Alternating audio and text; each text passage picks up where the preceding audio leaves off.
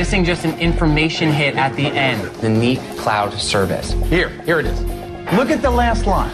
No. We are adding something to this that we're missing. It's added. No, Geraldo.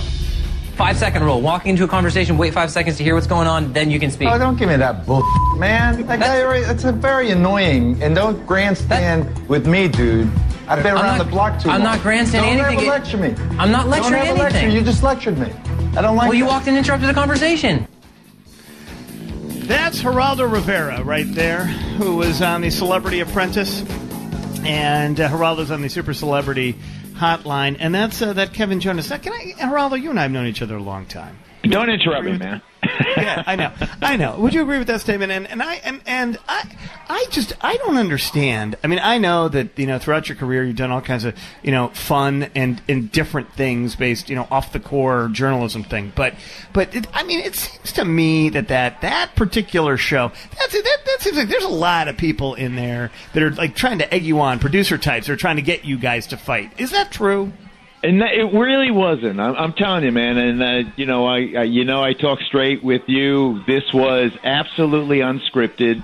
No one knew where that particular confrontation was going to go, or that there would be a confrontation. And I'm sure that the producers regretted the fact that they had to choose between Kevin Jonas, who represented, the younger demo that they covet in TV, and me, thinking that I was going to bring in. Some interesting TV. So it happened early on, but he was kind of. I saw Roe as a representative of the generational clash that exists between the millennials on the one hand, represented by Kevin Jonas in that instance, and Ian Ziering and Lorenzo Lamas, and me and the old baby boomers on the other.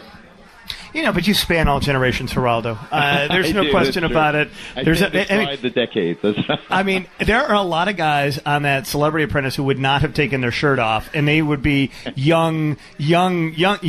And you just sort of you love the partial nakedness. I don't know what it is. I don't know if it's a Caribbean influence. There's something about that. I'm inspired by the line from Blazing Saddles where Cleavon says, "Let me whip this thing out." Were you all right? So this Trump fellow, I've talked to him a number of times on the radio, but I've never really gotten a clear read on him because sometimes he can be, pretty, he can be direct and then isn't always 100% accurate about what he has said. So I'm never quite sure how to take the guy. But people who've been there and worked on that show or worked for him, they love him. What was your take on the Donald? It wasn't formulated by the show. The show helped crystallize some things. I'll get to that in a moment. But I've known Donald way before the show. I've known him from decades past. I remember doing a show.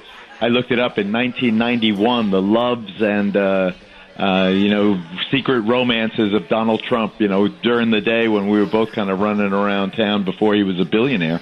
But my take on him is, you see what he's done in Chicago. Here on the west side of Manhattan, there is a derelict neighborhood on the, all the old piers.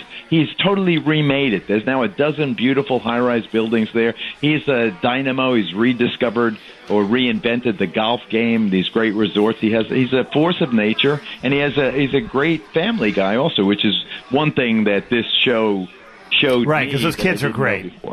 Yeah, those kids are great. I mean, they're so rock solid, and even though he gets a little far afield at times, but Geraldo, who among us doesn't, right? Absolutely. Isn't that, but for the grace of God, you and I could have been billionaires. I don't know what we did. 100% wrong. In New York, they tend to be either finance industry based or real estate based, and neither are you nor I speak that lingo.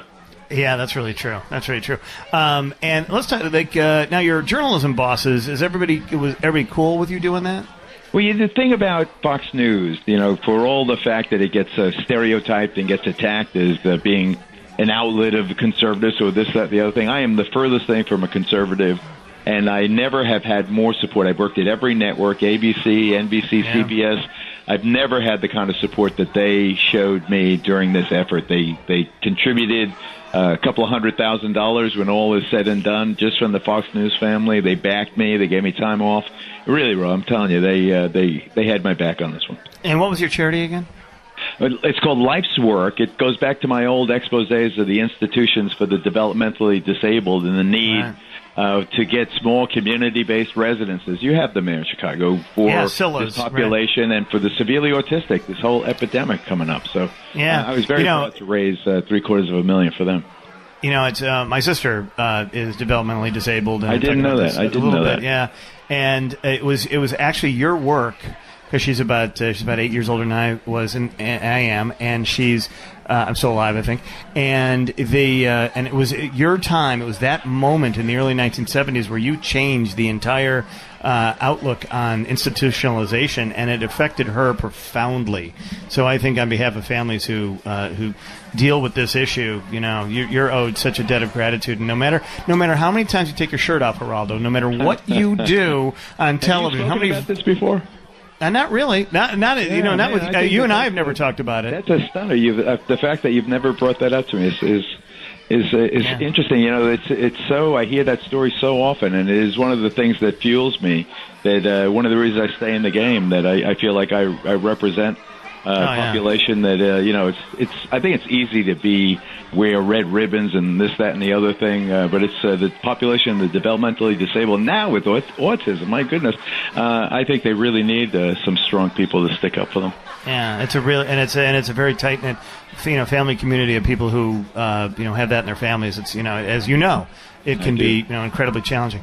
All right, very quickly, I want you said to HuffPost something I thought was really, really, really interesting. Just very quickly, this is Geraldo on the issue of hip hop. Hip hop has done more damage to black and brown people than racism in the last 10 years. When you find the youngster, a Puerto Rican from the South Bronx or a black kid from Harlem, who has succeeded in life other than being the 1/10 of 1% that make it in the music business, that's been a success in life, walking around with his pants around his ass and with visible tattoos, or it is this whole ethos.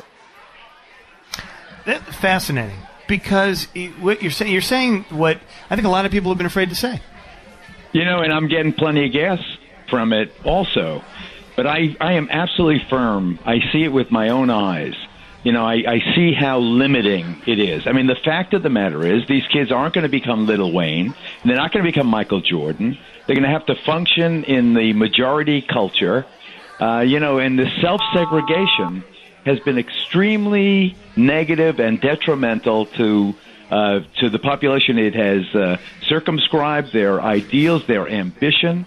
Extolling the virtue of violence and irresponsibility when it comes to children and women. I just think that when people get over the fear of being attacked by the politically correct community, more people are going to speak out, as I did there. But it's not without peril, I'm telling you. I'm sure. I'm not talking about risky stuff. I'm talking about people deserting you or saying you're a racist, this, that, and the other thing. It's just that I have so much street cred that I have the ability to say some things that other people don't. I think that's 100% correct. I think that's the thing, because you're Geraldo. You have a unique platform and a way to do that I think a lot of other people don't. And to say something that is true, that there's so much more art in hip hop than gets any kind of radio play, or that gets it's the crazier stuff that draws all the mainstream attention, and only the true fans of the medium understand that there's so much more else going on. I agree with that, and I think that's a discussion that I'd totally be willing to have with you any day. Yes, well, let's do that on Fox News over the weekend. All right, okay, Geraldo, I just worked my way into a show. Geraldo, thank you so much. Appreciate it. I'm sorry you didn't win. Anytime. Call me anytime, buddy. But Lisa Gibbons is much hotter than you are. I'm just going to say that right now. That's all there is to it. Definitely the safer choice. No question. All right, there he goes, Geraldo, the great Geraldo Rivera. The Rokan Show continues right here on WGN.